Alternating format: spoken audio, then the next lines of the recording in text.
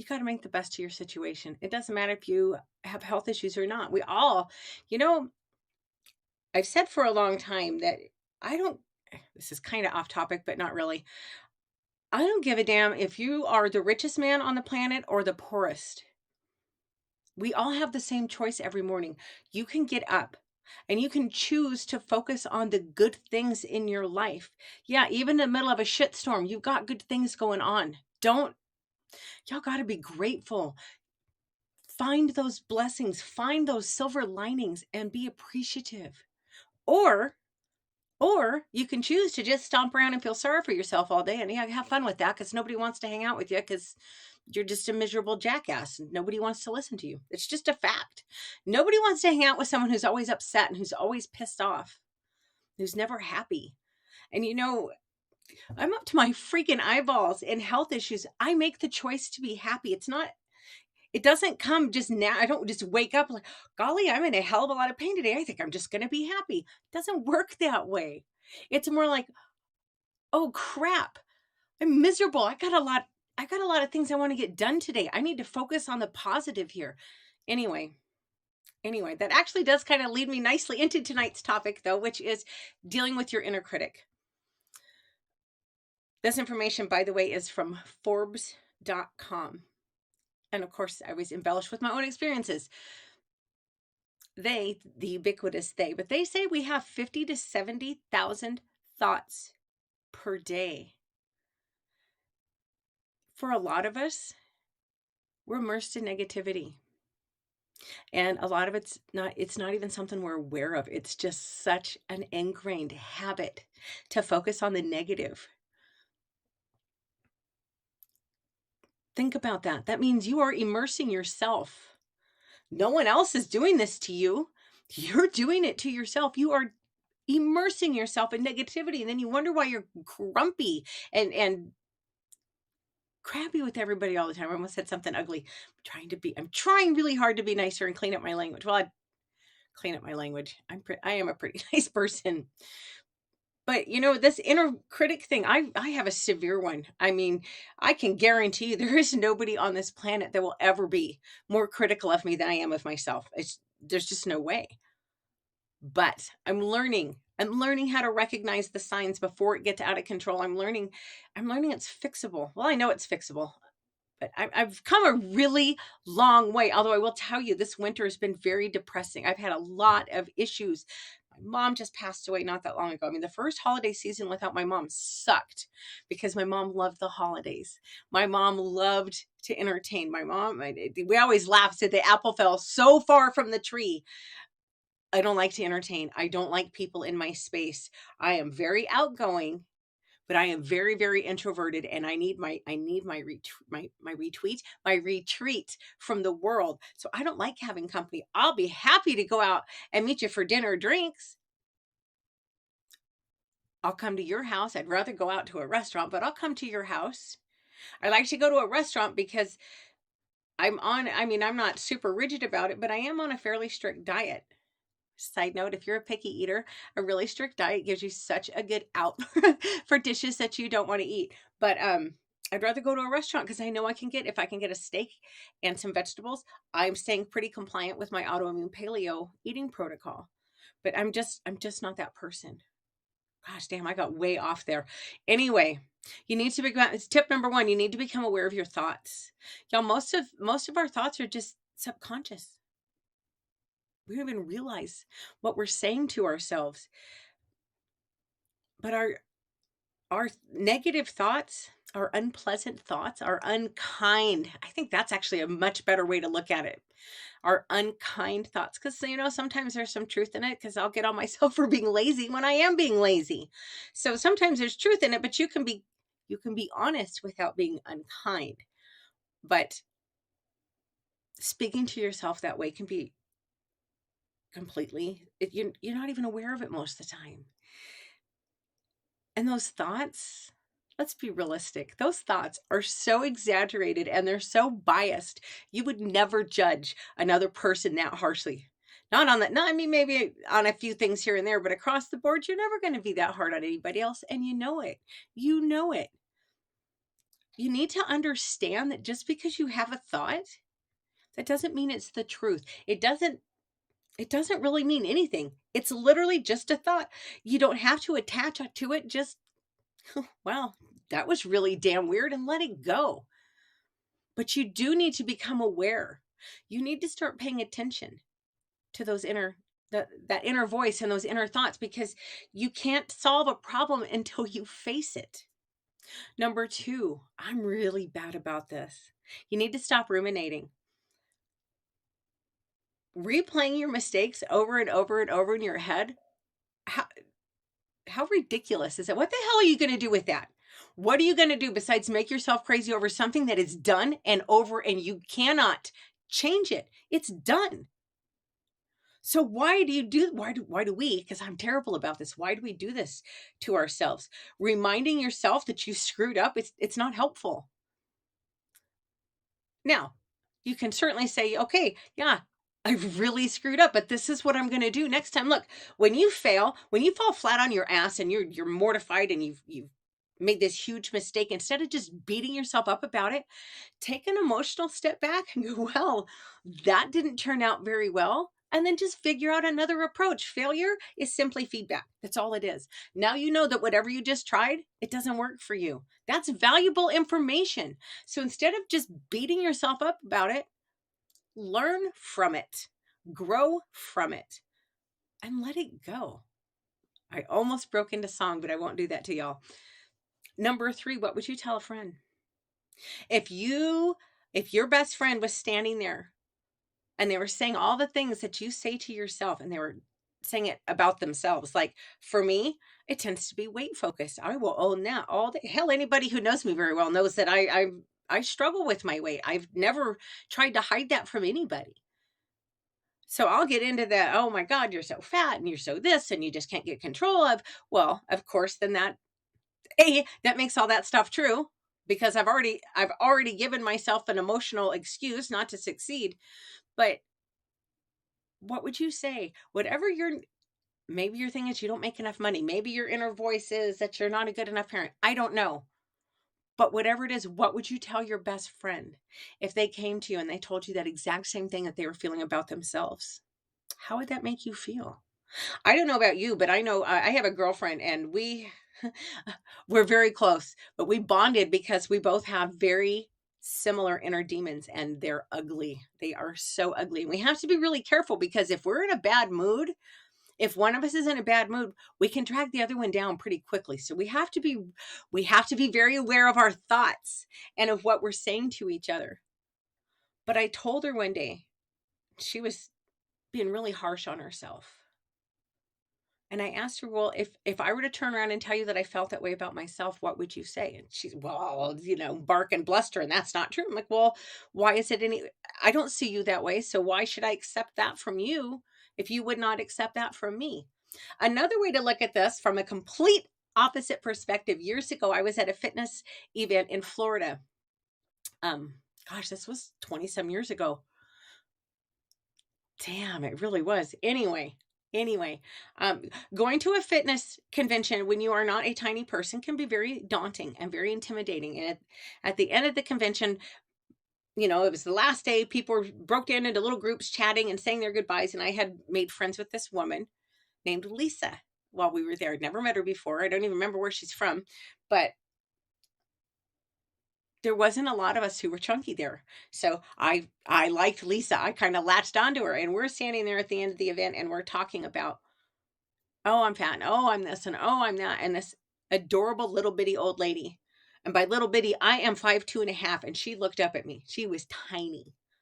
And she stands there for a second, and she's listening, and she finally said, would either one of you walk up to a complete stranger and say those things? And of course, Lisa and I were, oh my God, no, what kind of animal, what kind of monster would do something like that? And she said, then why do you do it to yourself? And I thought that was a really profound way to look at it, because we do say things to ourselves that we would never say to a total stranger. Although it's social media has proven that some people have no problem being a complete ass to total strangers, but most people aren't like that. Anyway, number 4, I like to use this one on my girlfriend, and it just pisses her off every time, which makes me look mean for smiling, but show me the evidence. If you're that horrible of a person, prove it. Show it to me. Our thoughts can be so horrifyingly, exaggeratedly negative and unkind. And like for a long time, it's just so funny that I struggle with weight because you know what? I quit smoking. I quit smoking. Oh, I should know how long ago. Close 15-ish years, I think. Um, I quit. My quit day was the last day that I had to work for this really difficult woman. This was many years ago, and she was so damn difficult. And I was like, I'm not even going to attempt until I'm done working with her. But I smoked that Friday and I quit the next morning. I haven't smoked since. And it's been quite some time. Well, for goodness sakes, if I can quit smoking, I should be able to quit anything, right? But anyway, when you get those crazy, exaggerated, horrifyingly unkind, usually not very brilliant thoughts, well, I can't do that. Okay, first of all, no, because you just told yourself that you can't, but get out a piece of paper, draw a line smack down the middle, put all the things on one side that support your argument over why you're a horrible human being, and put everything on the other side as to why you're not. And then show it to someone that cares about you. Show it to someone who loves you and see what they say. I'll bet you they're going to flip when they see how negative you are.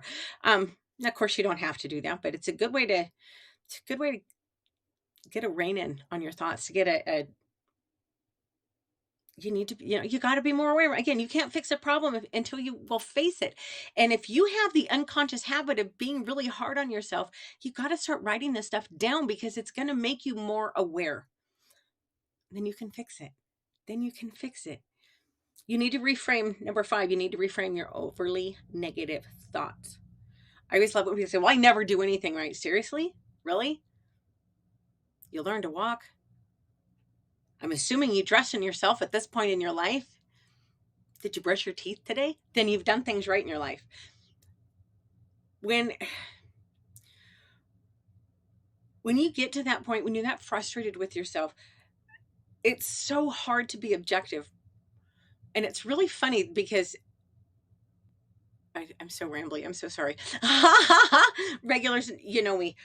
New people, sorry. This is kind of how it goes. I don't know what it is about dancing. Usually every other fitness thing I've tried my entire life, I was not content to be a beginner. I was never happy unless I was pushing and pushing and pushing and pushing. And I still like to push myself to a degree, but there's something about dance. Oh, I was like, where the hell was I going with this? There's something about dance that really helps me with my overly negative thoughts. It helps me with my inner critic so much. And I can't explain to you what it is. I truly don't know, but there's just something magical to me about dancing. And whereas normally I would get frustrated and angry if I couldn't pick up a move, or when I was lifting, if I couldn't go up regularly, if I couldn't up my weights, I took that as a personal moral failure, which is so ludicrous, but I did. But when I dance, I've got a lot of fascia issues. So some days I'm pretty graceful and some days I'm not graceful at all. Some days I'm pretty flexible. Some days I can barely bend over and reach my knees. Tomorrow I might be able to bend over and put my hands flat on the floor. I just don't know. It depends on what my body is doing.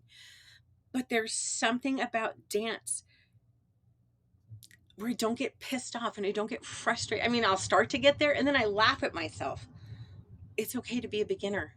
And the style of dance that I'm really into, it's been around for thousands of years. There's always going to be something to learn, but it's the first fitness thing I've ever been involved with where I'm genuinely happy and content to go back to the basics. I don't have a problem at all. Now, I prefer her full choreography workouts just because I like learning a song, but I don't have a problem going back and doing the other workouts because I always learn something new.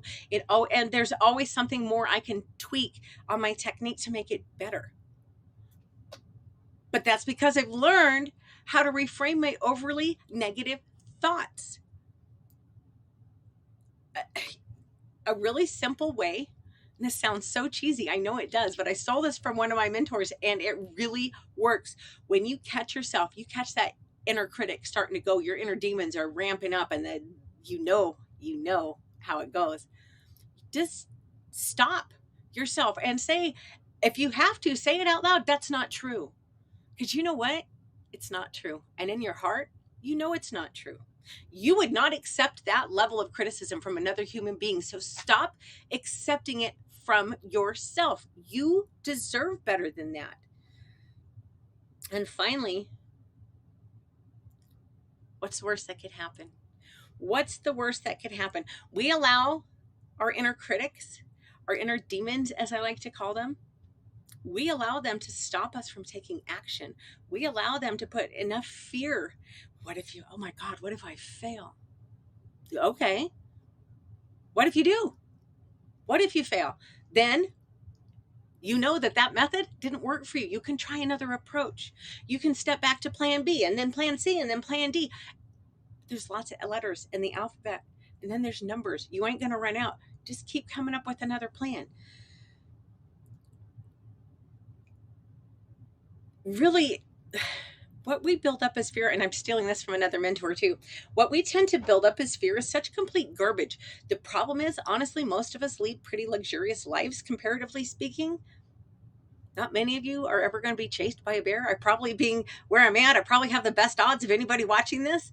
And I've lived in Alaska my entire life. I've never been chased by a bear, ever. Knock wood. But most of what we build up is oh my God, it's fear. It's fear. Your ego. That's it. That's what you're worried about, is your fragile little ego getting bruised. Well, so what?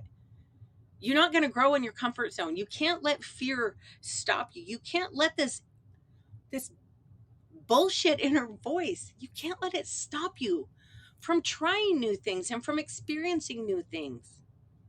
And if you really feel adrift, honestly, I really recommend you start reading the Bible. I'm not telling you have to go to church. I'm not telling you have to become a holy roller, but I will tell you it's done wonders from my perspective. It has changed. I was already a pretty positive person, but it's just changed things on a fundamental level that I probably shouldn't have even started this, because it would be really hard to go into and wrap this up anytime soon. And holy crap, I've already been rambling at you guys forever. Sorry. But I seriously, if you're very adrift, if you're struggling, if you're really struggling with your mental health, for goodness sakes, get some help. And if you can't afford a shrink, go online and look. There's some good resources out there with some free stuff. Now, it's not going to solve your problems, but it can help you. Get a damn journal. Keep a notebook next to your bed. You don't even got, it's, 99 cents for a notebook? Keep a cheap little notebook next to your bed. Is it the same thing? Absolutely not. I'm not trying to tell you that it is, but I will tell you it's better than nothing. And a journal can be an incredible form of cheap therapy. But there's a lot of self-help books out there. There's podcasts, there's YouTube channels. I actually follow a couple of really interesting people that are helping me with these kinds of issues on YouTube. So if you're curious, drop me a line on Twitter at Alaskan Courtney. I'll be more than happy to give you links to these ladies' YouTube channels. I almost said podcasts, but no, that would be something different. Anyway, that's all I have for tonight. I am done rambling and ranting, and I don't remember what else I was going to say. Gosh, damn brain fog. I do got some good news, though. I'm starting to get, I shouldn't curse myself. I'm going to knock wood again. I'm starting to get short breaks in my pain. I'll wake up to a high pain day. I'll exercise, I'll dance, and then it kind of quiets down for a while. But it does come back in the evenings, and it's coming back, and I can feel it. So I'm going to go. I hope you guys have a great evening. I will be back Wednesday. I had to think, damn, what day is it? I have to do that way too much. And I work, for goodness sake, so I know damn well today is Monday. But I hope you'll have a great evening, and I will see you Wednesday at 5 o'clock.